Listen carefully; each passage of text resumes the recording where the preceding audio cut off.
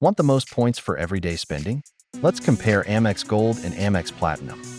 Amex Gold focuses rewards on groceries and restaurants. Platinum focuses on premium travel bookings.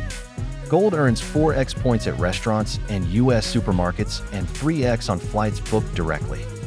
Platinum gives 5x on flights and prepaid hotels booked through Amex Travel, but generally 1x elsewhere. Fee difference matters. Gold has a lower annual fee. Platinum's fee is much higher, so earn enough rewards to offset it.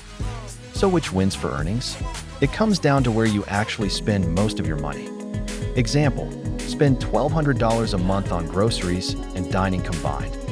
On Gold at 4x, that equals roughly 57,600 points per year from those categories. Those same purchases on Platinum at 1x would yield only about 14,400 points. Strategy: put groceries and dining on Gold, and use Platinum only when booking flights or qualifying hotels through Amex Travel. That mix captures Gold's everyday multipliers while still getting Platinum's travel bonuses when they matter. Bottom line, Gold usually wins for earning on everyday spend.